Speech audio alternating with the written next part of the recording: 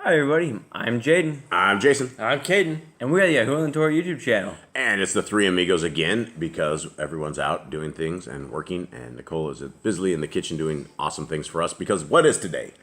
Today is preparation day. It is a final day before a Shabbat. It has been a long week. Gentlemen, you poured concrete yesterday. How did that go? Pretty well. Pretty well, we gotta do a little more. Did you look in there this morning? Yeah. Does it look all right? It looks pretty good. There's one spot where it was wet where the chickens did step around. I just have to fix it. Okay. But then I threw the chicken food on the wet spot, so I have to clean that out now. Oh, that's even worse. Okay, well, that's good. Anything else exciting happening in your Liza's world? More concrete? More concrete today. That's right. We're going to finish up this concrete, and that'll be a great task. The chickens will have dry feet for once. What else, you guys? Anything else going on? Shabbat's coming up. Shabbat's coming up. That's exciting. That is exciting. How did the Youth for Yah go last night? I think we did good, but nobody really joined. So Nobody came. There's one. We had one It person. was We didn't have anyone? Shalom and Hebrew. We didn't have the Grand. We didn't have... No one was there. Nobody? It was quiet. We didn't have anybody to respond to, so it felt shorter than normal. So. That's okay, though. That's okay. Sometimes people are busy. Sometimes they can't make it. And Yah will send the message where the message needs to go. But that's why they're recorded videos, so you can watch them later. Yes, that's why. So if you're not there for live, if you guys can catch it up on the backside, that would be great. And it is a preparation day. We've talked about preparation days before. We've talked about Shabbats before. We've talked about all of this stuff before. But let's go into this a little bit today. So we get up at the beginning of our, it's the sixth day. Today's the sixth day, right? Tomorrow's the seventh day. And we get up today, and everything about today is leading to tomorrow. So we have to cut double grass for the cows. We have to make sure we cook double dog food for the dogs. We have to make sure there's double food cooked for the kids. Right. Yep. Yeah, right. And Triple food for the kids, not double. not double food, just regular? Triple. Oh, triple, Nicole says. She messages from across the kitchen here. Yeah, triple food. These boys eat a tremendous amount. I don't know where it all goes. I don't know who eats more, the dogs or you guys. I think dogs. The dogs. There's 10 I of think the them. dogs, the 10 of them, they still beat you guys? I don't think so. No? Nicole says no. Well, that's interesting. That's probably sad to know. But I'm one hungry person. these pit bulls are like nearly 100 pounds a pop, and so there's 10 of them, and so they eat a tremendous amount. You guys are $1.50, and you eat a lot. So Big Ben, he's $1.80. 70. How much do you weigh, Big Ben? 170. Jade, we call him Big Ben because he's the big one here. He's in shape, but he's just a big feller. He's outgrown me. I walked around 6 foot tall, and both of these guys, I'll only admit this one time on video. Yes! Oh, he wants me to admit it. I don't know if I can do it now. But they outgrew me, and my kids outgrew me, and they keep stepping up to me, and that's not a good thing. They usually end up getting remembering the time that they couldn't do that. But yeah, they definitely outgrown their pops, and there's a lot to feed. All right, guys, give me some blessings. Give me a couple blessings of Yah. Sight. Sight. The ability to see, hearing, the ability to hear the word of the Torah. Yeah, absolutely. Sight and sound. Jade, give me some blessings. Hands and feet. Be able to work. Hands and feet. Yeah, absolutely. I'm gonna go back to my dogs and them being a blessing. I've talked about them before, but when you have 10 pit bulls and it's basically like 10 children, like 10 extra children. I equate them to probably being 7.5 years old. So we literally deal with a bunch of 7.5-year-olds that. You don't think they're younger? If you were equating it to children, no. I mean, they're actually really smart. They don't mess in the house. They don't, do bad things in the house or anything. And yeah, sometimes that is true. Sometimes they have some accidents, but I mean, so does everybody have some accidents. As I get old and sitting, that's what happens. Old people get old, and that's the thing. The kids will be cleaning up the old people stuff, and but the dogs are they're a blessing to me and my family for sure. Our country is going to the way of the dark side. It seems like every country is going to the way of the dark side. So at some point, these are our best friends will probably be the defenders, will probably be the last step defenders of our house, and that's probably the way it will go down. But yeah, I'm blessed by that. I'm also blessed by love. I think love is one of the most underrated, under-talked about things ever. And when there is love inside of a family or love inside of this quorum, and just for all you guys out there, you guys are definitely loved. the Clarissas and the Carlas and the Grands and all you guys out there, Sylvia Ewerts. I forget you guys. It's not because I forget you guys. I'm just running this on the fly and I don't think right. But all you guys, there's huge love, and the love that we get from you guys and the love that we can give you guys, it's real, and it's the family of Yah. And in the world of darkness that we are in, where it's people will flip to the ground and just start flipping around, and people will stand around and watch them. There's absolutely no love. You can see that the Bible was very, very clear when it said the world will wax cold, and it has waxed cold. And just giving somebody a hug in today's environment, everyone's so scared of the boogeyman, the bug, the cough and stuff like that, and they've forgotten at life in the 2019 how we could hug people and love people and show people compassion and love. And it will change your mood, right? It will go from, you could have a bad day and somebody gives you a big hug, and all of a sudden something the day is not so bad. The sun will maybe come creeping out from behind the clouds. And I think it is underrated. And, Paul, I guess if there's anything that is related to Paul, Nicole's over there getting the dogs spun up for some reason. I'm not sure why. No? You're just playing with the dogs? Not playing. Hannah just keeps staring at me. Oh, okay. Well, anyway, Paul wrote it well in 1 Corinthians 13 when he talks about the love and all about it. And, if there are writings that are attributed to him, that is a great chapter about love and how it will defeat all.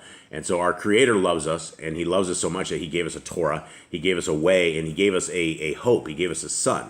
And the Son is the hope for all of us, because without the Son, we would not have a Levitical priesthood. We would not be able to atone for our sins. We would have nothing right now. We would be living in a complete darkness because we don't have the people that would help us atone for these sins. And so now that we have Messiah Yahushua, or as lots of people call him, Jesus the Christ, we wouldn't have anything. And that love by him, he loves us so much that he literally gave his life for us. And not only gave his life for us, but he gave his life as an example. He walked the Torah perfectly. He was compassionate. He was kind. He was gentle. He was meek. He was everything that I guess we as human beings strive to be, and we're not. Right. And that is an amazing example that we have. And so our Creator loves us that much that he literally gave his only begotten Son. That is, and I think it's something that we should all understand, and something we should definitely appreciate every single day. We should be thanking Yah for his Son, Yahushua, and bringing that light to us. So with that, gentlemen, do you guys have anything? No. All right. Ready to begin? Let's get on our handy dandy split screen. And you guys, two little bars right there. Wasn't the split screen for you? That's just my phone. I don't know what you're talking about, but maybe. There's little bars right here. See these little bars? Yeah, what about it? I don't think that's it, is it? Is that a split screen? Yeah, usually split screen for me on my phone. I don't know. I haven't. I'm just an old Googler. What do I know? All right, Numbers 4 is where we are at, and so let us begin. And Yahuwah spoke unto El Moshe and unto El Aaron, saying, Take the sum of the sons of Kohath from among the sons of Levi, after their families, by the house of their fathers. From 30 years old and upward, even until 50 years old, all that enter into the host to do the work in the tabernacle of the assembly. Okay, so from 30 years old and upward, they can work in the temple, right? So that's an older age, right? Why don't you think that guys your age would be able to work in the temple? Maybe inexperienced, not responsible enough. Do you guys feel like you're not responsible enough? Yeah, I don't think I want to do. I don't think I want to have more experience. I'm older. This is be a like little a more serious thing. responsible. You mess up, you're dead, right? And if they make like a mistake, like their brains aren't fully developed in until 22 or something like that. I have no idea. Where'd you get that fact from? You guys or something. We might have said that. Yeah, I don't know. I'm sure we read something They're somewhere. not fully matured until like way later in life. So at 30, they're probably already have experience. They're not gonna mess around and make some mistake where they throw the wrong fire on and get consumed by it. Yeah, it is. It's interesting because as youth, the things that concern you guys the most definitely don't concern the adults, and the things that kids worry about or youngsters. It's a lot different. And as you age and as you guys mature, when you guys make it to 30, you guys have seen how fast time flies for us, right? It's like, I still remember bouncing you guys on my knee and going to the park and going all this stuff. It's just kids. And now here you are as you're full grown adults sitting next to me, outgrown me even. And yeah, so anyway, 30 it is. So 30 until 50. And now after 50, why don't you think they'd be in the tabernacle? Maybe a little too old. Couldn't maybe lift up. See, I don't know. I don't know. I don't think you're like your mind's like gone at 50, but maybe it's like it's just time to retire. It's just time to put it down. I got 6 years until it's time I couldn't work in the temple. So 5 years? Oh, I keep losing track. That's that losing track of time stuff. Okay, yeah, so 50 years old, I guess you're too senile or something at 50. That's not true because I know there's a lot Wait, of... what about Aaron though? Because Aaron's like 80, 90. like real old here, like really old. Yeah, well, so they're basically setting it up. So I'm like, why didn't he light the candles? I'm just too old. I forgot or something of the sort. And there is I will definitely say, as you get older, your mind is not what it is. So like I tell you guys all the time, cherish your youth, cherish this time right here, because the old synapses don't work like they used to. Maybe it was just 30 years of service was enough once from their 30 to 50. 30 to 50, 20 Maybe years, 20 years. Maybe they're done. maybe. Getting the new generations. Yeah, bring in the new guys. All right, so 4. This shall be the service of the sons of Kohath in the tabernacle of the assembly about the most holy things. And when the camp sets forward, Aaron shall come and his sons, and they shall take down the covering veil and cover the ark of the testimony with it. Okay, so the veil comes down. So this is when they're moving. This is when they're Right. leaving the area they're living at. So. Right. And so when they take it down, that the veil that separates them is the veil that actually covers the ark. I found that interesting. And shall put thereon the covering of antelope skins. I know we're having an issue here. Antelope skins, and shall spread over it a cloth wholly of blue, and shall put in the staves thereof. All right, what is Mine just says a covering of fine leather. and the Maybe king says badger skin, which Oh, that's no. an unclean animal, right? Not again. I don't think the badgers are right at all. it says durable leather, so I'm pretty sure it's What? This one right here says durable leather. They said gerbil leather. I'm like, that is not right. Now either. we have gerbils, That is we have badgers absolutely and not- gerbils now. Yeah, that's not No, correct at man. all. Oh, durable. Okay, so I think maybe antelope skin or maybe ram skin. I don't know. I don't know how every translation has messed this up. So. Yes, and maybe they're all similar words because like in Spanish, there's very similar words, and if you don't like translate right, you could always like get a different translation. Dude, a badger's a filthy little animal. I don't think they're gonna put badgers. I don't know though. I don't think it's real soft either. Maybe. I don't know. All right, 7. Badgers are soft. Did you go kill badgers too? My wife has killed a bear. She's killed the bears and she's done crazy stuff. So she's a little redneck hillbilly girl. All right.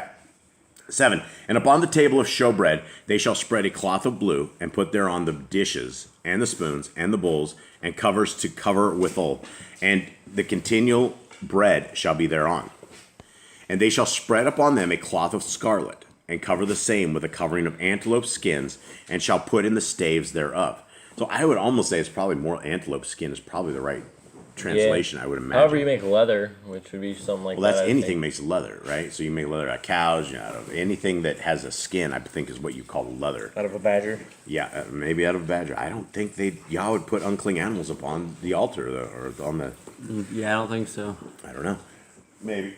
And they shall take a cloth of blue and cover the menorah of the light and his lamps and his tongs and his snuff dishes and all the oil vessels thereof wherewith they minister unto it. All right, anything change on your guys'? Might as well where they serve it, not minister unto it. So Right, that's the same. Ministering, serve unto it, yeah. 10. And they shall put it and all the vessels thereof within a covering of antelope skin, and shall put it upon a bar. What yours guys say? Oh, it says a frame. fine Okay. leather and put it on a bar. Yeah, frame.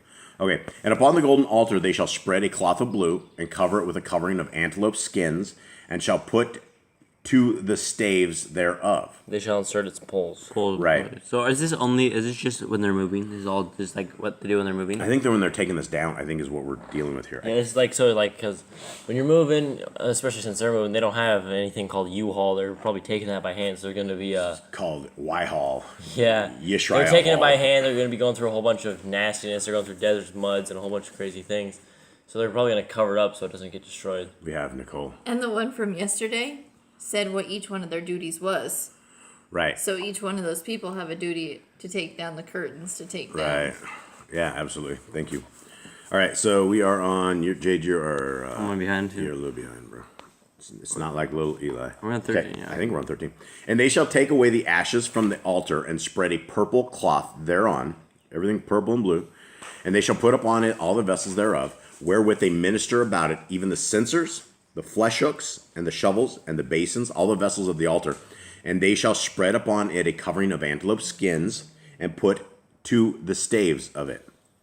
And flesh hooks and forks. Yeah, flesh hook. Yeah, is but how it says force flesh. It just sounds so like it's anyone have a flesh hook that I It can sounds so savage. Technically, yeah. I mean, It is a flesh hook. Yeah, It's kind of a hook. But not like what a we really think of. Stabbing. Yeah. I don't So know. maybe it had a hook at the end of I it. see more of a flesh hook like a thing for fishing, you know. Yeah, if we went into a restaurant, do you guys have any flesh hooks? Excuse me? And when Aaron and his sons have made an end of covering the sanctuary and all the vessels of the sanctuary, as the camp is to set forward, after that the sons of Kohath shall come to bear it. But they shall not touch any holy thing, lest they die. These things are the burden of the sons of Kohath in the tabernacle of the assembly. Anyway, so they had to move it, but they can't touch it. But they put animal skins around it, right? Oh, okay. So they like basically covered it up and they put all this stuff on there.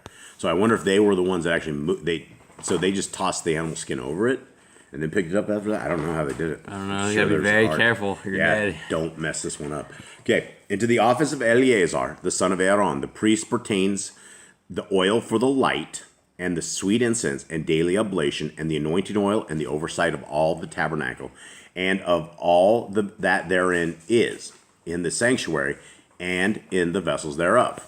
Okay, so that's Eleazar. That's the sign. He's the oil bearer or something. I mean, he's the one that got all the lights and stuff going, and the anointing oils and things like that. And that's another one you wouldn't mess up. So too. he still do sacrifices even though he's doing this stuff, or there's like extracurricular. I'm sure they all knew how to do this stuff. Like everyone would probably have a role and know how to do this if they were. I would have you guys cross trained in all of this, so that if somebody was out or somebody's sick or something, we'd never ever had to skip a session. I don't know though. And Yahuwah spoke unto Moshe and unto Aaron, saying, Cut ye not off the tribe of the families of Kohathium from among the Levium, but thus do unto them that they may live and not die. When they approach unto the most holy things, Aaron and his sons shall go in and appoint them every one to his service and to his burden. But they shall not go in to see when the holy things are covered, lest they die. Or what did Kohath Okay, do with that? He's like cursed. His generations are like, well, they can't like do the rest of the regular things. I don't know. They did something, but they're like, don't kill them. Let them still live. It's with like you it's guys. almost like they're put under like almost like a probation or something. Well, he's just saying how these guys are the ones assigned to this, and he's just talking about how you would do this. Do we know they fell under a curse or something? I don't know. It says don't cut them off. Yeah, cut ye not off the tribe of the families of Kohathim from among the Levium. Like they obviously did something to be saying that.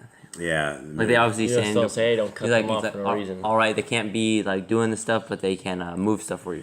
Yeah, it's interesting though. They didn't get booted out of the Levites, or at least booted out of the temple stuff. They're still able to do the temple stuff, which is still a huge honor, I would say.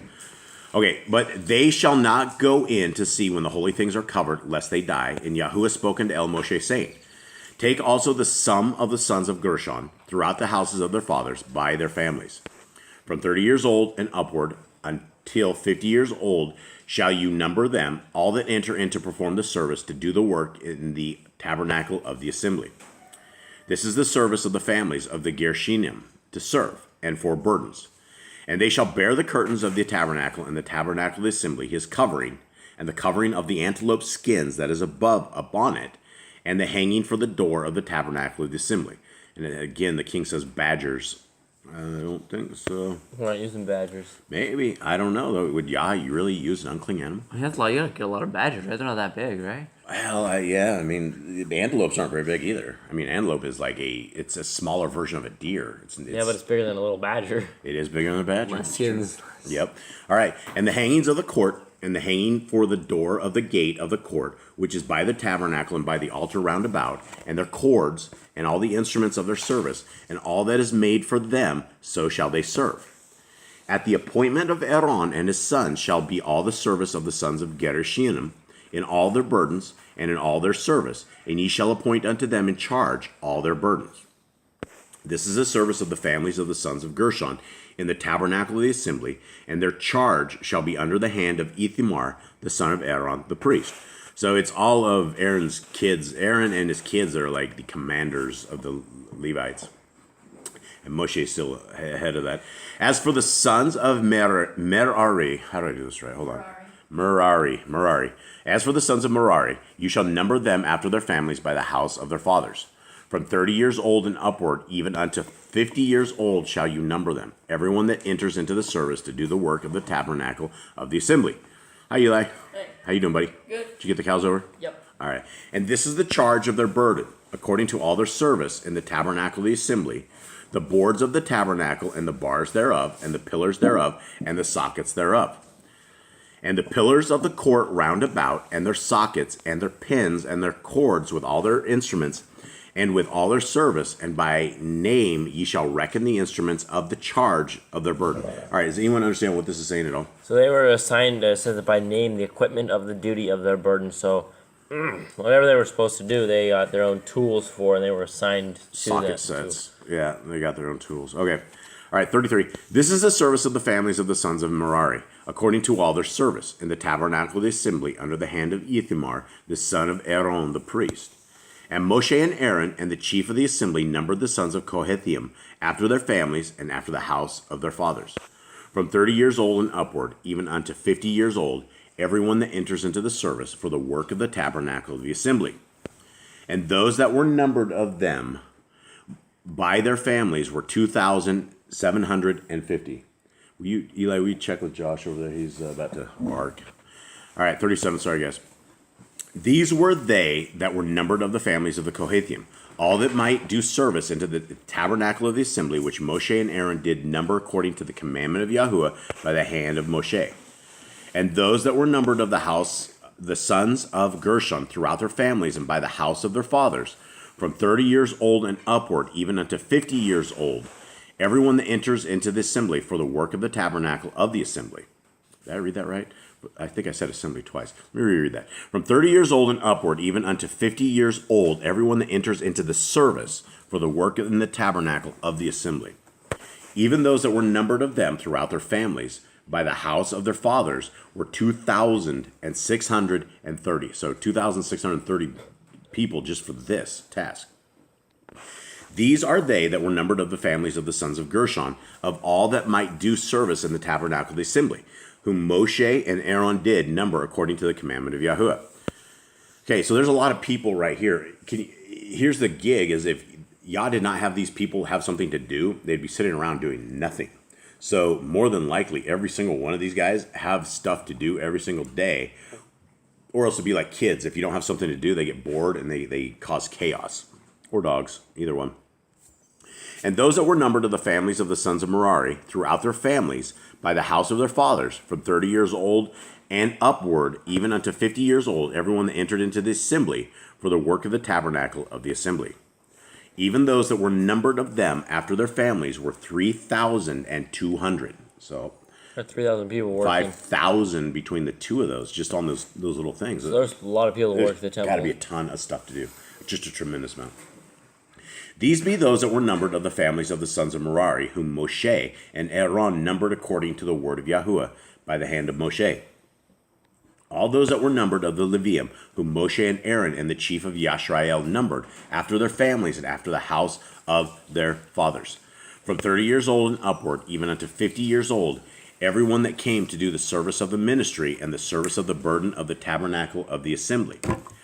Even those that were numbered of them were 8,504 score. Now, who are these? Who are we numbering here? This is everyone. I think it's combined. Everyone that can do work. Okay. Even those that were numbered of them were 8,504 score.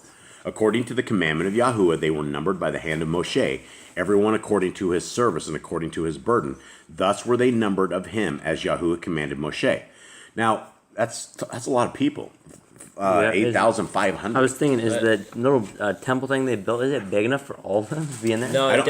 There's definitely shifts, right? There's definitely like people are unclean, someone else steps in, or I think they had like their weekly jobs, monthly jobs, they swapped off consistently. I think this is 24 hours as well, right? I think this is a 24-hour operation. And I think they're training these people that when they actually inherit the land, after they go to war and do all this stuff, because they spread them out throughout all the tribes, right? And so this is basically everybody's getting a lesson in understanding exactly how to do all this stuff regardless, because once they are split up, they would all still need to do this. So there's a lot of people there. There's 8,500 people there, almost 8,600. Okay, well, that wraps that chapter up for us. Eli, how you doing, buddy? Good. How's everything? Good. Good. Cal's all good? Yep. No problems? Mr. Ed was missing, so I had to go find him. Mr. Ed was missing. You found him? Yep. All right, that's good. Yeah, Mr. Ed, he wanders away. But that's about it. It is a preparation day. We spoke about that, Eli. We spoke about going into the Shabbat. Give me a couple of blessings from Yah. Anything, Eli. A couple blessings from Yah that you... Anything. Wood helps us start fires. Wood, absolutely. Helps Yeah. us fires, helps us eat, helps feed the dogs. If we didn't have trees, we'd go starving to death, right? Or you'd be eating cold lentils. You'd be eating like bagged lentils that were just crunchy. We had no teeth left because we couldn't boil any water. Yeah. So wood. Anything else you got? Fire. Fire is a beautiful thing. Yeah, fire is a wonderful thing, and our Creator has made all of this stuff. And you know, I oftentimes will sit around and I think about our Creator, and I'm like, how long did it take to do this? And I'll be eating a fruit or I'll be eating something, and I'm like, I'll look at this and I'm like, actually, it was broccoli the other day, not just a broccoli, but the stalks. I give these guys what I call vitamin packs, which are the bottoms of the stalks of broccoli, which are the outside of it is like it's almost stringy and it's really hard, and then you have to bite through it. It has almost kind of a bitter taste to it, but it's out where we're at. I mean, we don't have things like, we can't get vitamins, you can't get anything, stuff like this, and so we have to literally live off the land and what we get. So, but as I was looking at that and I was looking at the design, how long do you think it took Yah to make a broccoli? I have no Just idea. that design. And coming up with it, and you know, everything that we have is built into what we know as of DNA, right? It's the structure of everything, and if you were able to put together all the elements of what you need, you could create something like that. But everything that is out there is absolutely perfect, from the trees and the plants and the animals and the way we can walk on two legs and stand and jump around on one foot. Jade, wake up here. I think it's important that we understand and we glorify our Creator in all things, right? It wasn't that He just sanctified us and set us apart and gave us a Torah and gave us His Son. You know, here's the bottom line. This is what you guys need to understand. Everybody out there, including the boys. Our Creator owes us nothing. We owe Him absolutely everything. From life, from everything. If you're breathing, if you're listening to this message out there, our Creator needs to be praised. He brought you to life. He knows who you are. I mean, when you talk about the essence of a soul and you talk about the essence of a body and how did He breathe life into us, and you know, it's just an amazing, amazing place that we are at. And if we wanted to design something like this, there's no way we could. There's no way we could even come up with a design doc, let alone attempt to build something. And the only people that are doing any of this stuff they're recreating stuff, right? They have the CRISPR machines where they take Yah's DNA and they mix stuff up and they come out with monsters and things. And you know, nothing is created. We as humans create absolutely nothing. We could build a building, but did we create it? No, we didn't bring the iron. None of this. The earth brings the iron, all the metals, everything we had. All we did was assemble the greatness that Yah has developed and put for us. And so we must absolutely understand His magnitude and His love, His power, and you know, all praise to Yah, all glory to Yah and everything. All right, anyone have anything else? No. That's it. That's it. Today's preparation day, so prepare for your Shabbat. Yeah, preparation day. It's Shabbat tomorrow, day of rest. All right. Let's make it happen. All right, everybody. Shabbat shalom. Shabbat shalom, everybody. Shalom. Shalom. We're out.